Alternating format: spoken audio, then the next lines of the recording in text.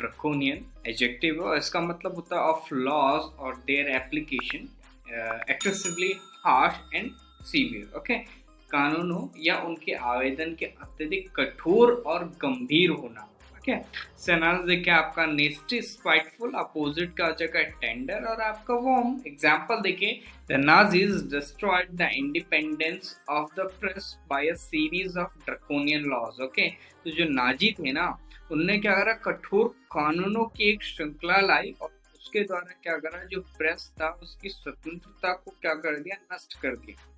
Okay, next है आपका phrasal verb own up, और इसका मतलब होता है to admit that you have done something wrong, यह स्वीकार करना कि आपने कुछ गलत किया। एग्जाम्पल देखिए, no one has owned up to stealing the money. Okay, तो मतलब किसी ने ये स्वीकार नहीं करे कि उसने पैसे चुराया।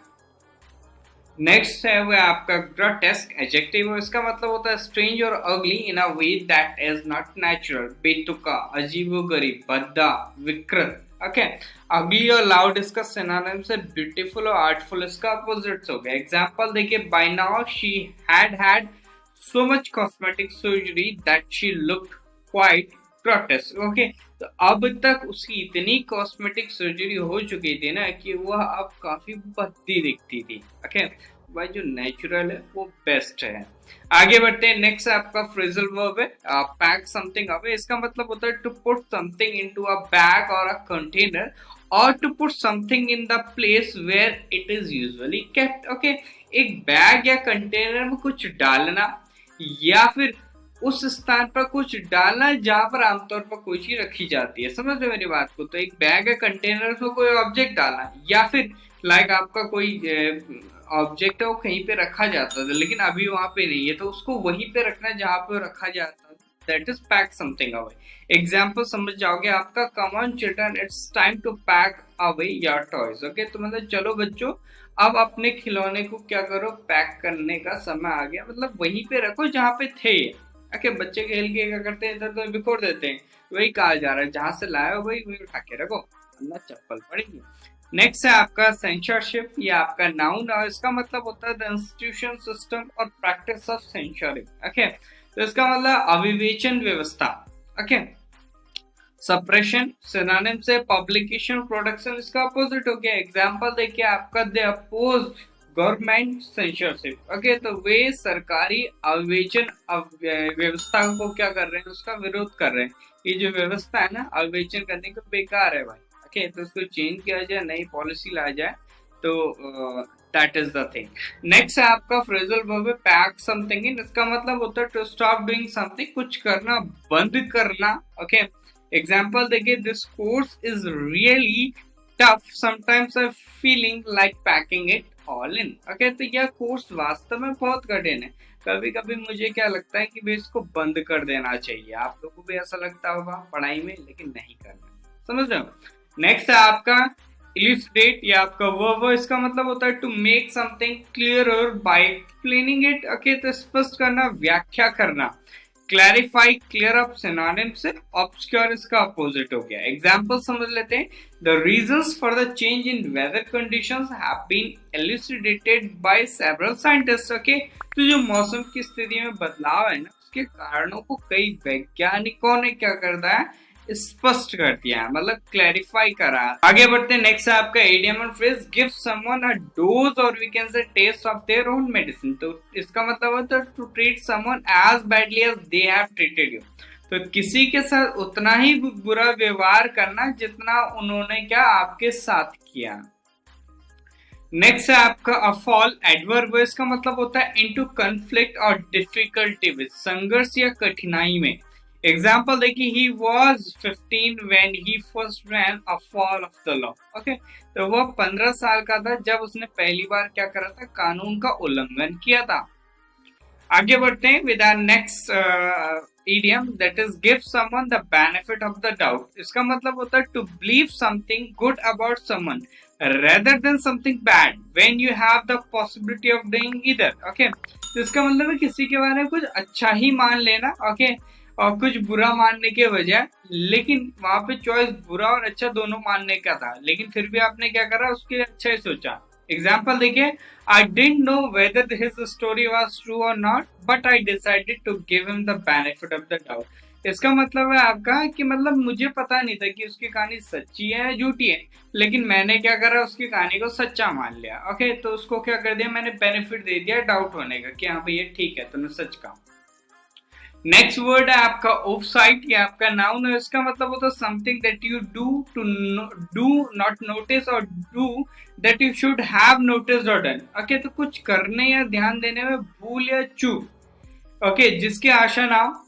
ओके, मतलब आप कोई काम कर रहे हो, कोई भूल होगी जिसके आशा नहीं थी, आपसे भी ऐसी भूल हो सकती है, असावधानी हम कह सकते हैं, और वे कैसे आपका अनुवादान। ओके, केयर और चार्ज इसके सिनोनिम से। एग्जांपल देखिए, the fact that you didn't get an invitation is surely just an oversight. Okay, तो इसका मतलब तथ्य है कि आपको निमंत्रण नहीं मिला, निश्चित रूप से क्या है, सिर्फ भूल है, ऐसा नहीं कि वो देना नहीं चाहता था, भूल से नहीं मिला।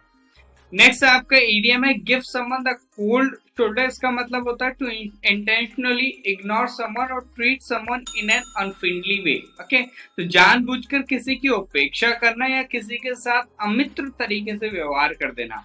एग्जाम्पल देखिए, I thought she really like me but the next day she gave me the cold shoulder. तो इसका मतलब भाई पहले दिन तो उसे लगा कि भाई वो सच में उसे पसंद करती है, लेकिन अगले दिन जब वो चले गई ना, ओके, तब उसे लगा भाई इसने तो मेरा काट दिया। ओके, तो वही है आपका give someone the cold shoulder. Okay, next है आपका कैलमनी, नाउन है, इसका मतलब होता है a false statement made about somebody in order to damage their reputation. मिथ्या अभियोग, कलंक, और वी कैन से आपका अपयश या फिर आपका मानहानि। लाइबल और आपका डिफेमेशन इसका सिनोनिम से। प्रेज और एप्लॉज इसका अपोजिट हो गया। एग्जांपल देखिए आपका, the editor of the magazine was sued for publishing vicious we can say calumnies about the politician. तो उसने क्या कर दिया था भाई, पत्रिका में क्या कर दिया था, मतलब पॉलिटिशियन होंगे, बड़े बड़े राजनेता, उनके बारे में कुछ गलत छाप दिया था जिनसे उनकी छवि को कलंक लग गया, तो उसे क्या कर दिया भाई, निकाल दिया। तो कलमनी मतलब यही होता है आपका कलंक। ओके, और भी कैसे मिथ्या अभियोग, ये सब चीजें।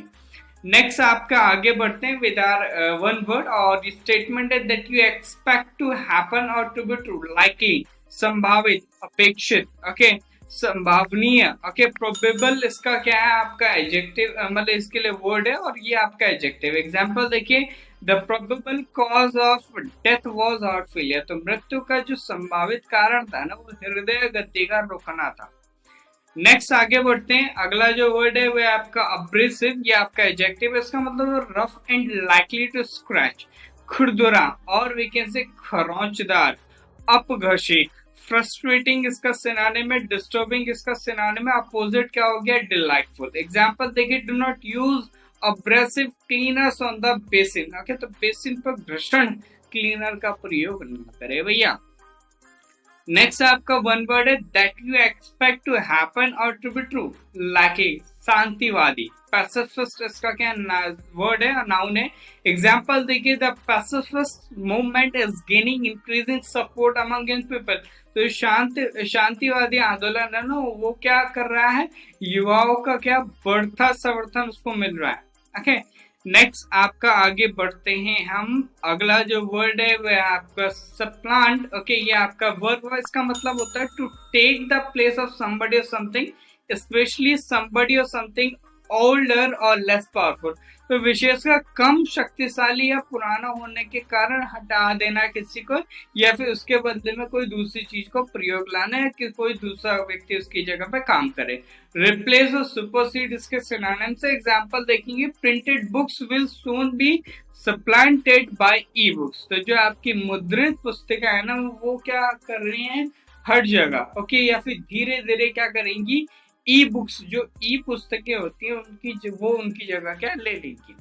नेक्स्ट आपका वर्ड है, अच्छा ये भी आपका स्टेटमेंट है, यहाँ पे इसको देख लेते हैं। A person who does not like, understand और enjoy the beauty of art, literature, music, कला, साहित्य, संगीत आदि के सौंदर्य को न समझने वाला। ओके, वी कैन से आपका संस्कार शून्य व्यक्ति या फिर अशिक्षित मनुष्य, तो उसको हम कहते हैं आपका फिलिस्टाइन। नाउन है, ध्यान रखिएगा।